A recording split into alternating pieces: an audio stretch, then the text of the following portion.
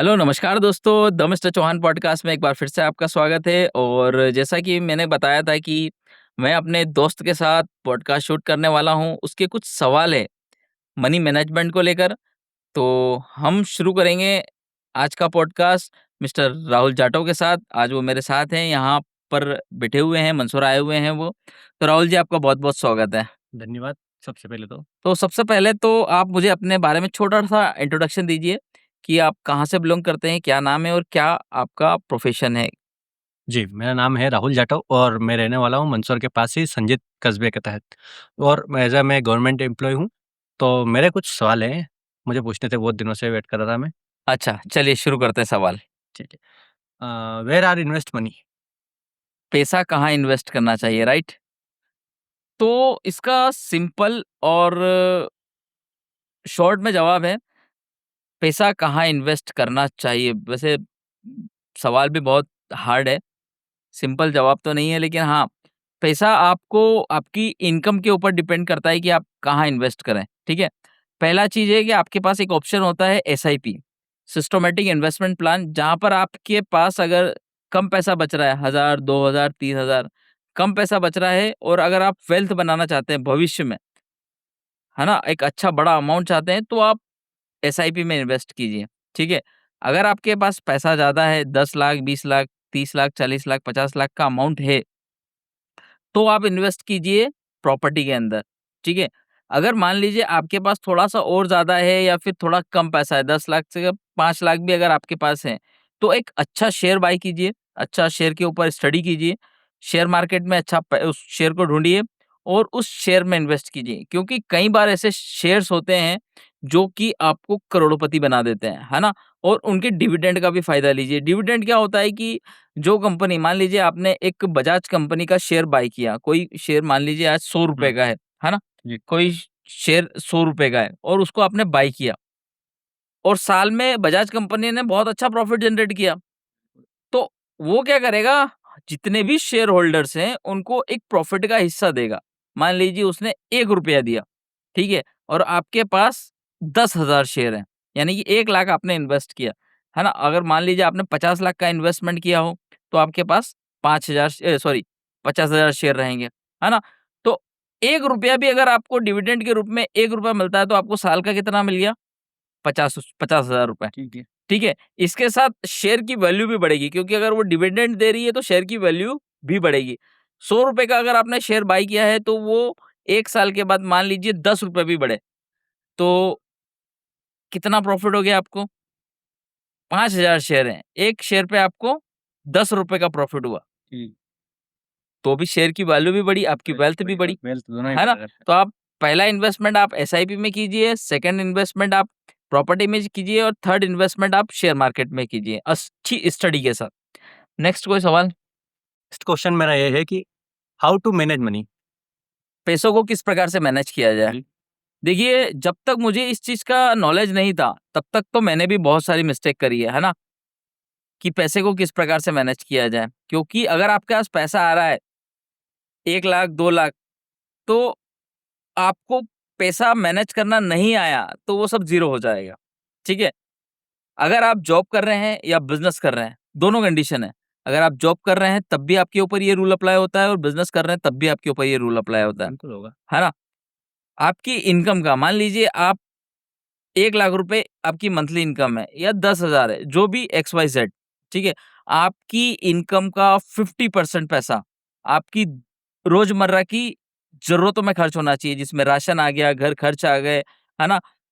Other जो भी सारी चीज़ें हैं, जिस उस हिसाब से महँगाई है उस हिसाब से तो हो ही जाएगा आपका है ना? 50%। 50% पैसा आपको उसमें खर्च करना चाहिए। बच रहा है आपका 50% पैसा, उसमें से 30% पैसा आपका लिक्विड अमाउंट होना चाहिए। Liquid amount in the sense कि आपको कभी मान लीजिए रात को ज़रूरत पड़ेगी पैसों की, मेडिकल इमरजेंसी हो गई, तो वो पैसा आपका तब काम आएगा। 30% पैसा हमेशा आपके अकाउंट में होना चाहिए, वो आप बैंक में रखिए या आप अपने कैश रखिए घर में। 30% पैसा आपके पास कैश होना चाहिए। 20% पैसा आपका निवेश होना चाहिए। यानी कि अगर आपकी सैलरी 1 लाख रुपए है, 50,000 आपके दैनिक खर्चों में खर्च कीजिए। इसके अलावा 30,000 आपके पास नकदी होना चाहिए या लिक्विड अमाउंट होना चाहिए, 20% पैसा आपको इन्वेस्ट करना है। 20,000 है तो आप उसको शेयर मार्केट में इन्वेस्ट कीजिए, एसआईपी कीजिए या किसी प्रॉपर्टी में इन्वेस्ट कीजिए। तो 20% पैसा आपका जो है इस प्रकार से इन्वेस्ट होना चाहिए। तो फाइनेंस की दुनिया में इसको रूल कहते हैं मनी रूल्स 50-30-20 का रूल कहा जाता है। 5:3:2 रेशियो। चलिए नेक्स्ट सवाल। मेरा अगला ये सवाल है कि मुझे इंडिया की टॉप कंपनियों में पैसा इन्वेस्ट करना, ठीक है। तो एसआईपी बेटर है या फिर ईटीएफ? देखो, ये बहुत अच्छा सवाल है ईटीएफ के बारे में और एसआईपी के बारे में, है ना? दोनों मेरे हिसाब से दोनों सिमिलर है। अगर आप सोचते हैं कि इंडिया 50 साल के अंदर ग्रोथ करेगा, पहले बता दीजिए क्या इंडिया 50 साल में ग्रोथ करेगा? बहुत ज़्यादा, हो सकता है बहुत अच्छे ज़्यादा खासा करेगा बढ़ ना, जाए। है ना? तो आप ईटीएफ में इन्वेस्ट कीजिए, ठीक है? और अगर आपको ऐसा लगता है कि मैं थोड़ा-थोड़ा अमाउंट करके इन्वेस्ट करना चाहता हूँ, तो आप एसआईपी में इन्वेस्ट कीजिए, है ना? ईटीएफ में भी आप थोड़ा-थोड़ा इन्वेस्ट कर सकते हैं, लेकिन ईटीएफ आपको खुद सेल्फ से मैनेज करना पड़ती है ना? उसमें खुद आपको फंड ऐड करना पड़ता है और एसआईपी में आपके ऑटो डेबिट होता है, जो कि हर महीने आपके अकाउंट से कट हो जाता है, कोई दिक्कत नहीं आती लिमिट अकाउंट से। है ना? और म्यूचुअल फंड में एसआईपी में अगर आप इन्वेस्ट करते हैं, तो थोड़ा-थोड़ा और इन्वेस्ट करते हैं और थोड़ा-थोड़ा इन्वेस्ट करते हैं और साथ में आपके फंड को एक बहुत बड़ा एक्सपर्ट फंड मैनेजर मैनेज करता है। तो दोनों अपनी-अपनी जगह सही है। ईटीएफ में आप लमसम अमाउंट डालिए और एसआईपी में आपके छोटे-छोटे अमाउंट के रूप में आपका इन्वेस्टमेंट होता है।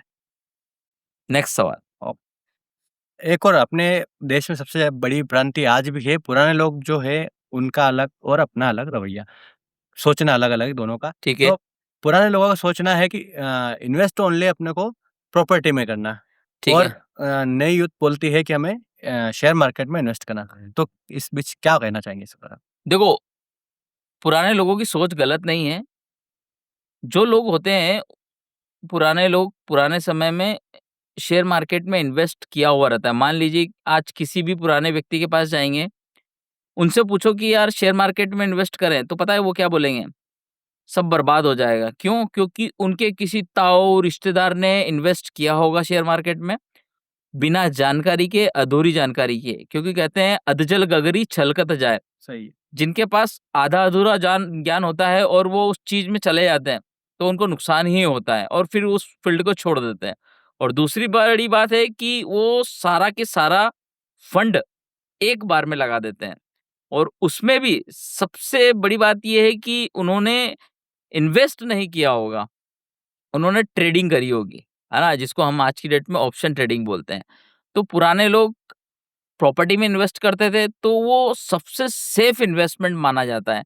इसलिए शेयर मार्केट में इन्वेस्ट आज की डेट में हमारी नई जनरेशन करती है और पुराने लोग जितने भी हैं, वो प्रॉपर्टी में इन्वेस्ट करते हैं। हालाँकि प्रॉपर्टी में इन्वेस्ट करने के लिए आपके पास फंड बड़ा होना चाहिए, प्रॉपर्टी को बाय करने के लिए। नेक्स्ट। म्यूचुअल फंड कौन-कौन से हो सकते हैं या फिर गवर्नमेंट बॉन्ड लेना अच्छे हैं या फिर इक्विटी शेयर, तीनों में से क्या बेटर ऑप्शन? देखिए, गवर्नमेंट बॉन्ड लेना बहुत अच्छी बात है क्योंकि गवर्नमेंट इश्यू करती है उन चीज़ों को, पर डिपेंड करता है कि आप कितने समय के लिए ले रहे हैं, है ना?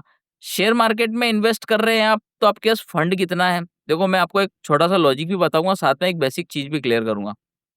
अगर हम आज की डेट में हमारे पास जैसे मैंने पहले बताया कि अगर हमारे पास हमारी इनकम से बच ही 2,000 3,000 रुपए रहा है, सही है। तो आप एसआईपी में इन्वेस्ट कीजिए, है ना? बिल्कुल। उसका कारण है क्योंकि एसआईपी कम से शुरू हो जाती है।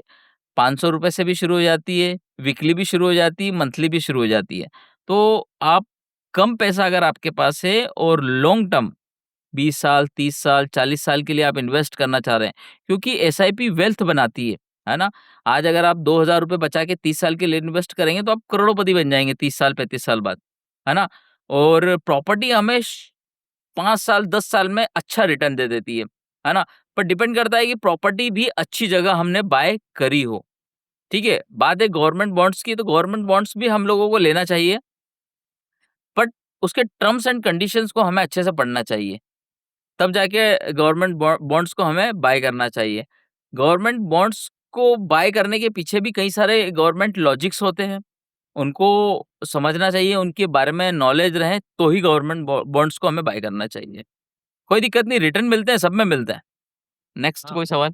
कम ज़्यादा हो सकता है रिटर्न। हाँ, रिटर्न कम ज़्यादा हो सकता है, लेकिन आपको सारे डॉक्यूमेंट्स को प्रॉपर रीड करके ही कोई भी बॉन्ड को बाय करना चाहिए।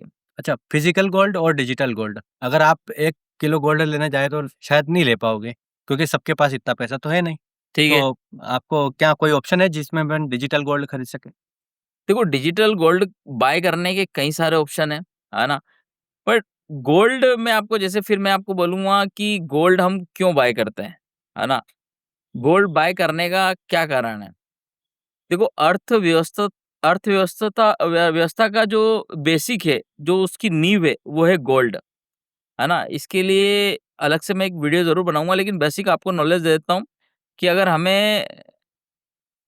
हमारे पास पैसा है और गोल्ड खरीद कर हम उसको घर में रखेंगे, तो आप फिजिकल गोल्ड को बाय कर लीजिए। अगर आप एक इन्वेस्टमेंट पर्पस के अकॉर्डिंग देखना चाहते हैं गोल्ड को और आपके पास कम पैसा है, तो आप डिजिटल गोल्ड को बाय कीजिए, है ना? डिजिटल गोल्ड जो होता है वो समय के साथ बढ़ता भी है और अच्छे लेवल पे बढ़ता है, रिटर्न्स हमें अच्छे देता है। हालाँकि क्योंकि जब हम फिजिकल गोल्ड लेने जाते हैं तो कई बार उसमें मेकिंग चार्ज भी लगते हैं और हमें वो 24 कैरेट्स गोल्ड नहीं मिलता बहुत कम है ना? है ना? तो वो 70% 75% के अच्छा, अराउंड हमें गोल्ड मिलता है और जब हम उसे सेल करने जाते हैं तब भी हमें एक्चुअल प्राइस नहीं मिलती है। लेकिन हाँ, राइट, डिजिटल गोल्ड में हमें मिल जाती है। बिल्कुल मिलेगी। नेक्स्ट, अच्छा, गवर्नमेंट बॉन्ड क्यों रिलीज़ करती है? क्या कारण है इसका? देखो, इसके लिए बहुत बड़ा आपको इसको डीप में समझना पड़ेगा, है ना? गवर्नमेंट बॉन्ड्स क्यों रिलीज़ कर रही है, इसके अलावा ये कनेक्टेड है शेयर मार्केट, सॉरी, अपने इंश्योरेंस से भी कनेक्टेड है। देखो, गवर्नमेंट बॉन्ड आपको पेपर के बदले, एक नॉर्मली पेपर थमाएगी, पेपर के बदले आपसे पैसा लेके चली जाएगी। इंश्योरेंस सिर्फ़ आपको एक पेपर थमाया जाएगा और उसके बदले आपसे पैसा लेके चला जाएगा। ठीक है ना? तो ये एक अलग चीज़ है, इसके ऊपर अलग टॉपिक बनना चाहिए। शॉर्ट में मैं इसका आंसर नहीं दे पाऊँगा। चलिए, वो काफ़ी बड़ा टॉपिक है, मैंने पे इसमें पढ़ा सुना है, इसलिए अपन बाद में इस पे कभी चर्चा करेंगे। ठीक है। अगला क्वेश्चन क्या होगा? वीडियोस बनाने हैं, फिल्मोरा है ना?